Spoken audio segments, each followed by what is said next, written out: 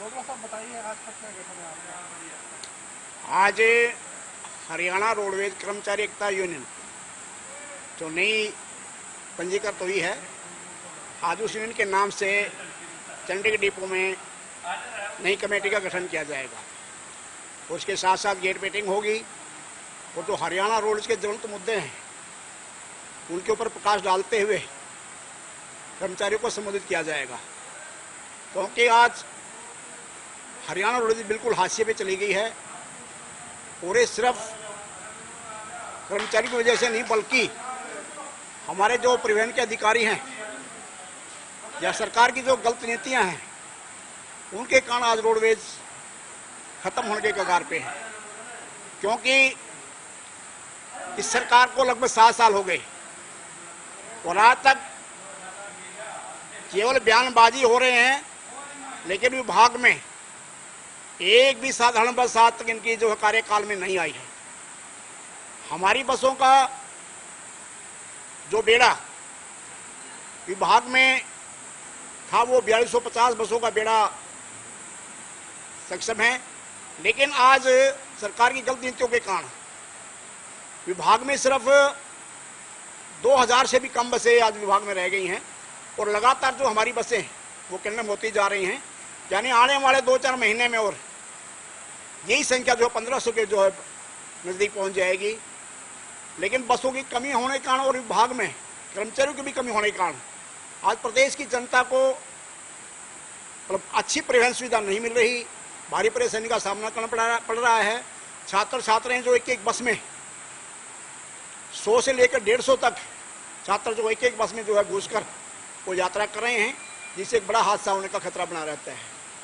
और भी जो हमारी कर्मचारियों की बहुत सी डिमांडें हैं जो एक लंबे समय से लंबित पड़ी हुई हैं, लेकिन परिवहन के अधिकारी या सरकार उनको लागू करने की बजाय ओछे हथकंडे अपना रहे हैं। और सीधे तौर पे जो हमारे परिवहन के उच्च अधिकारी हैं, खास करके परिवहन निदेशक हमारे, वो पूर्ण रूप से जो भ्रष्टाचार में लिप्त हैं और उनकी श्रेयाम जो हमारे प्राइवेट संचालक हैं उनके साथ पूरी सांठगांठ है और पूरा जो है उन्होंने भ्रष्टाचार जो आज विभाग में मचा रखा है। और जितने भी जो है प्राइवेट संचालक हैं उनको खुली छूट दे रखी है मनमानी करने की, उनके ऊपर सरकार का कोई नियंत्रण नहीं है। वो अपनी मनमर्जी कर रहे हैं, अवैध रूटों पे चल रहे हैं और जो निर्धारित रूट उनके हैं उन रूटों पे आज पूर्ण रूप से कोई बस नहीं जा रही। लेकिन सरकार का इस तरफ कोई ध्यान नहीं है। परिवहन के अधिकारी हैं वो सिर्फ जो है प्राइवेट ट्रांसपोर्टों से पैसे इकट्ठे करने का काम कर रहे हैं। और अगर कोई रोड का कर्मचारी या यूनियन का नेता बोलता है तो पहले तो प्राइवेट ट्रांसपोर्ट हैं जो उनकी पिटाई करते हैं और उनके खिलाफ जो है झूठी शिकायतें भेज करके परिवहन अधिकारी के साथों उनका शोषण करवाने का काम करते हैं।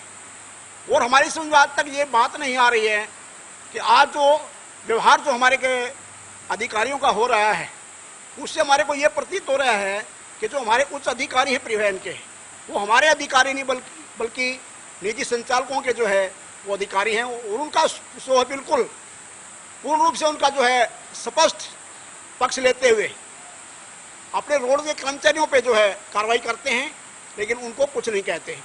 अभी एक ताज़ा घटना यहाँ पंचकुला में हुई थी, वहाँ श्रेयम जो है रोड के कर्मचारियों को पीटा गया और जब कर्मचारी उसका विरोध किया तो उल्टा प्राइवेटों की बजाय हमारे उच्च अधिकारियों ने यूनियन नेताओं पर और रोडवेज के कर्मचारियों पर उल्टी उनके ऊपर कार्रवाई कर दी। तो ये बात समझ से परे है कि आज अगर ये रवैया हमारे अधिकारियों का रहा तो वो दिन दूर नहीं है जब जो है रोडवेज में एक जो प्राइवेट संचालकों का जो बोलबाला रहेगा और हमारा उसमें कोई जनाधार भी नहीं रहेगा।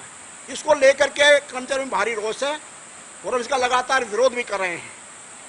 अभी सरकार एक फैसला और लेने जा रही है कि अभी 800 बसें इलेक्ट्रिक बसें जो खरीदने के लिए सरकार तैयारी कर रही है। देखो मैं तो ये कहूँगा कि अभी आज जो इलेक्ट्रिक बसें लेने की जो सरकार तैयारी कर रही है ये रोडवेज के लिए क्या अभिशाप होगा, क्योंकि वो आधा समय तो चार्ज होने के लिए खड़ी रहेंगी और कोई भी जो है बस अपने निर्धारित रूट पे जो है पूर्ण जो किलोमीटर नहीं कर पाएगी या चल नहीं पाएगी। और उनके जो खामियां आएंगी उसके बाद में वो भी हमारे लिए सिर बनेगा, क्योंकि ना तो हमारे पास उनको ठीक करने के लिए ऐसे हमारे पास मैकेनिक हैं, मैकेनिकों की काफ़ी कमी हमारे विभाग में है। और प्रधान जी, ये जो आपने अपनी पार्टी का जो नया गठन करा है, इसका मुख्य उद्देश्य क्या है, ये बताएं। देखिए, आज जो हम नई पार्टी का उदय कर रहे हैं और जो यहाँ पे नई कमेटी गठन कर रहे हैं, आज ही चंडीगढ़ डिपो ने, इससे पहले हमने गुड़गांव डिपो में गठन किया है और आज दूसरी बार चंडीगढ़ डिपो से गठन करने जा रहे हैं। नई यूनियन गठन करने का सिर्फ मतलब यही है कि पूरी ईमानदारी और निष्ठा के साथ में विभाग और कर्मचारी हित की लड़ाई लड़ें, क्योंकि आज प्राय देखने में आ रहा है कि काफ़ी जो संगठन रोडवेज में है, लेकिन कोई भी संगठन आज ईमानदारी की लड़ाई नहीं लड़ रहा। सब जो है स्वार्थ में डूबे हुए हैं और अधिकारियों की चापलूसी कर रहे हैं, लेकिन वो स्वार्थ और चापलूसी हमारे अंदर नहीं है। हम पूर्ण रूप से विश्वास दिलाते हैं कि आज जो नई कमेटी बनेगी या जो ये यूनियन बनी हुई है, ये पूर्ण रूप से विभाग और कर्मचारी हित में पूरी निष्ठा ईमानदारी से काम करेगा और किसी भी अधिकारी की चापलूसी नहीं करेगा। पुलिस पूरे खुले दिल से हम जो है काम करेंगे विभाग के लिए।